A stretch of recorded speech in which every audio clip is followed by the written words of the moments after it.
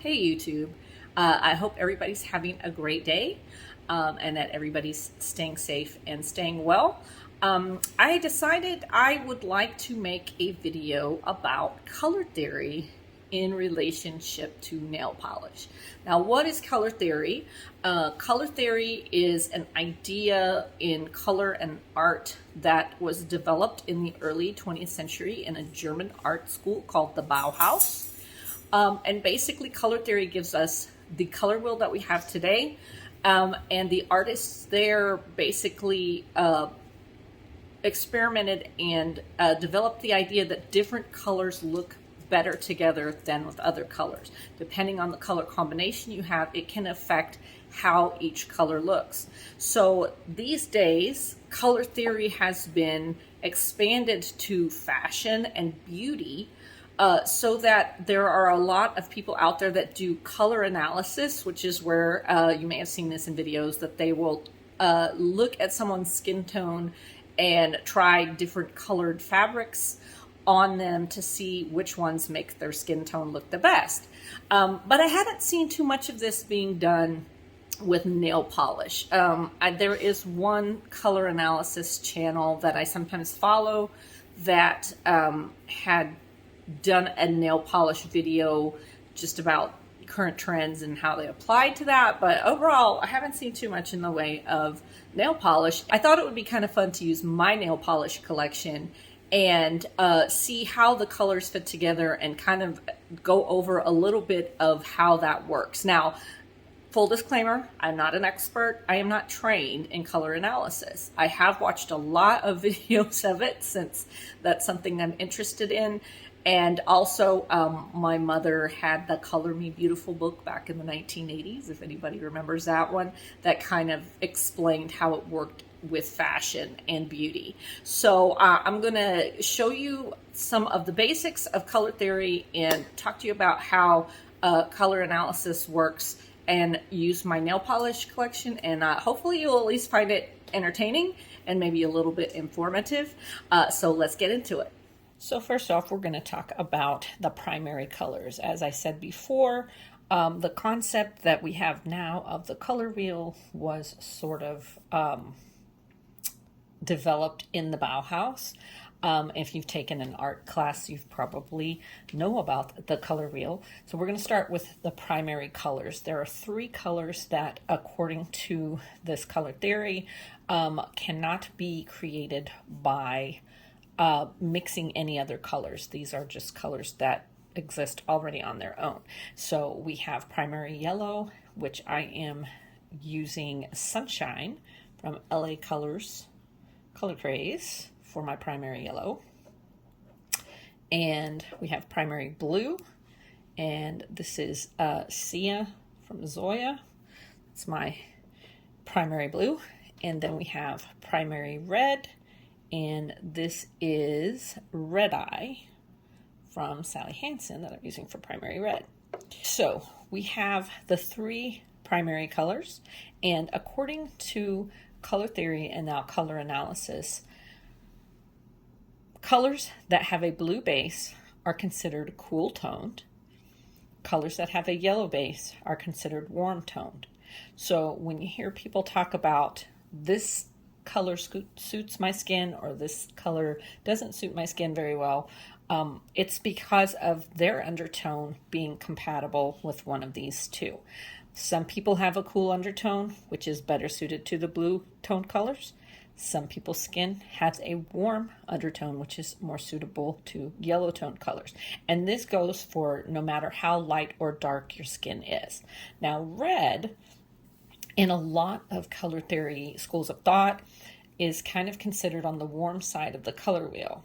But I have seen a couple that have said that red is sort of kind of in between. It's sort of kind of neutral. And that is one that I tend to agree with because red, of course, has no blue and no yellow. We're talking about primary colors here. Has no blue and no yellow. So it's not really a cool or a warm tone color. And also, as you will see later, when we add red to some of these other colors, it kind of pulls them back toward more of a neutral tone. And again, I'm not an expert. I have not been trained in this. I have just read a lot about color theory and watched a lot of videos on color theory. So these are the primary colors. Then, of course, we have the secondary colors. When we mix primary red and primary yellow, we get orange. And this is Sunkissed from Sally Hansen. Nice orange cream. Still considered a warm tone color. If you look good in orange, you're probably going to have a warm skin tone, and you're probably going to look good in other warm tone colors. If we mix blue and red, we're going to get purple or violet. And this is Lady Diana from LBK. It's probably the only polish I have from them. It's a nice mid-tone purple cream or violet.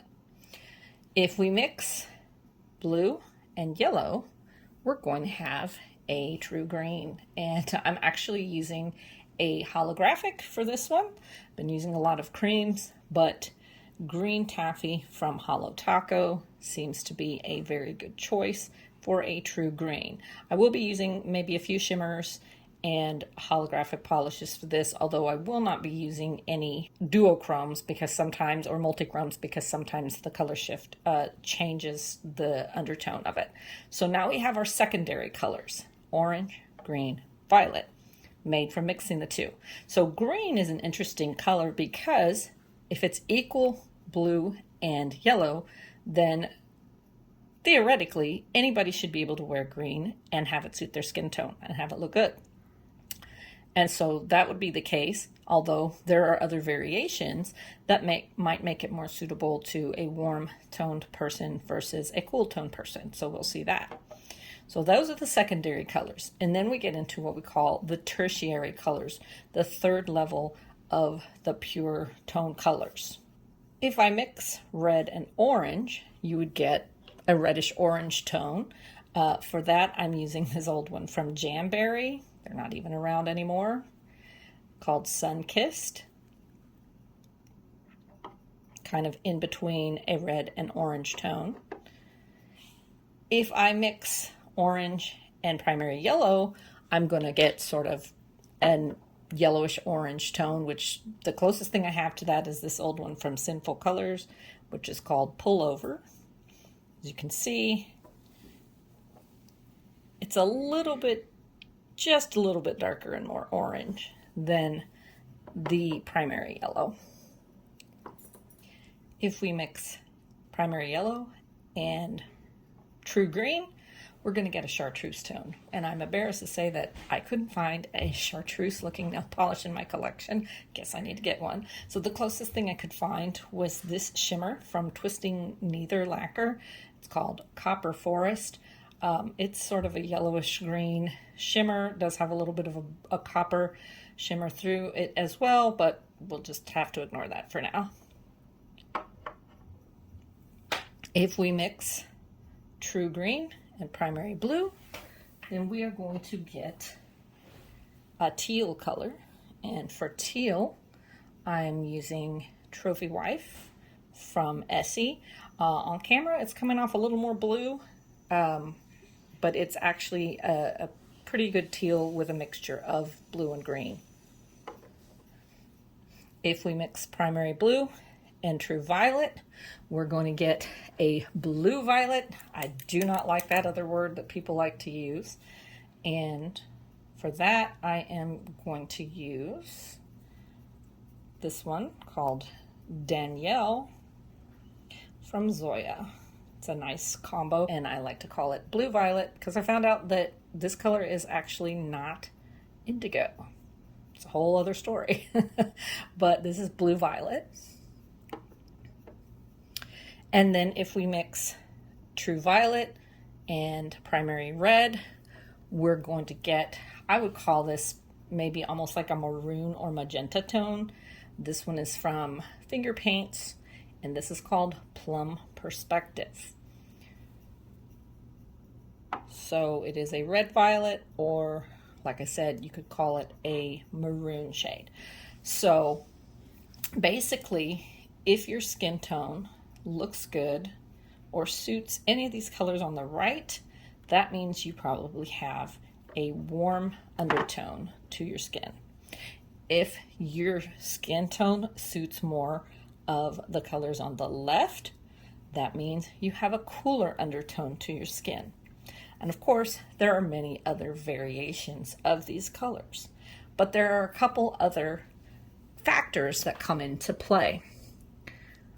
Let's talk about pure white. This is China Glaze, white on white, and pure black. This is an old C&D creative play just called Black and Forth. I don't think they make this anymore. So when it comes to color theory,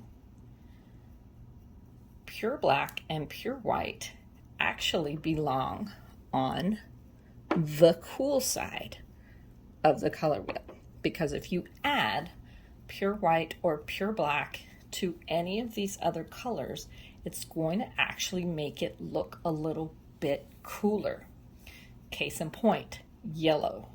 Yellow is over here on the warm side. But if I add some white to my yellow, I'm going to get a color like this one. This is from Sinful Colors, and it's called VI Peach. As you can see, the primary yellow here, much lighter. And someone with a cooler undertone would probably suit this color of yellow much more than this color of yellow. So we'll put that one there. It's kind of in the middle. How about green? Let's say I add some black to my green right here. Then I'm going to get this really deep, smoky green. This is called In the Mist from Sinful Colors. Don't think they make this one anymore. And as you can see, it looks much cooler in tone than the pure green, the true green here. So this is going to look a lot better on somebody who has a cooler undertone. So we'll set that there too. Let's say blue, because blue is very popular as well. If I take blue and I add black to it, I'm going to get more of a navy blue, so you can see the difference. Now navy blue is going to suit people with cooler undertones better than people with warmer undertones. However, even if you have a warmer undertone, you could still wear a blue color and have it suit your skin tone if maybe there was a little bit of a hint of green to it. So again, more of a teal tone is going to suit somebody with a warm undertone more than the primary blue or moving towards the blue violet.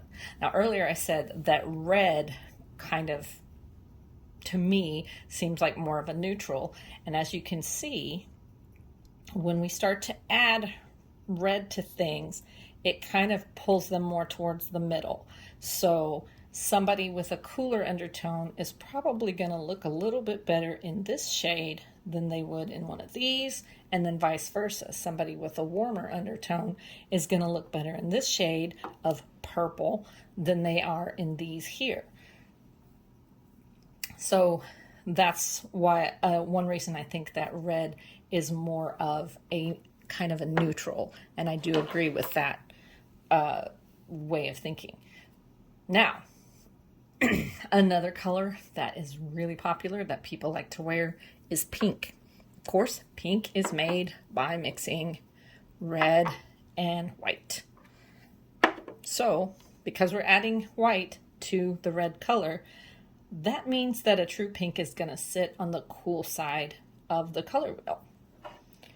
However, a lot of people like to wear pink even if they have warmer undertones. So if you want a tone of pink that's going to suit your skin tone, even if you have a warm undertone, then you want to add something with a little bit of yellow in it. And that's when we get into sort of more coral shades of pink. And this Coral is Perfect Landing from Morgan Taylor. So it's a little bit more of a coral.